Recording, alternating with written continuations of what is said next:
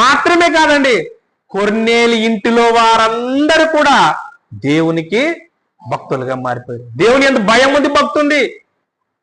అన్యుడుగా మారిన భక్తునిలో అంటే తన ఇంటిలోని మరి ఒక భక్తుడు అందరినీ భక్తులుగా మార్చేశాడు. ఎంత గొప్ప భక్తుడు చూడండి ప్రియులారా.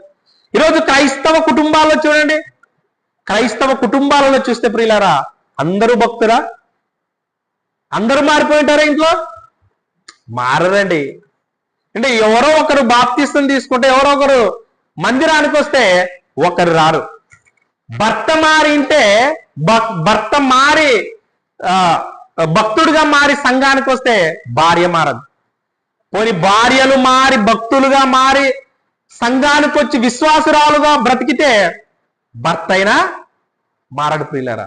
ఈరోజు మన సంఘాలందరిలో ఇలాంటి పరిస్థితే. భర్త మందిరానికి వస్తే భార్య రాదు, భార్య మందిరానికి వస్తే భర్త రాదు. పోనీ భార్యాభర్తలు ఇద్దరు వచ్చిన దేవుని యొక్క మందిరానికి వచ్చి నమ్మిన భక్తులుగా మారిన వారి పిల్లలు అండి, వారి పిల్లలైన మందిరానికి రారు ప్రియులారా.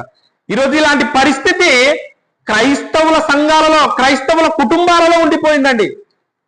చూడండి, మన భక్తి ఎంత దేవునికి ఎంతటి భక్తిగా మారిపోయింది చూడండి.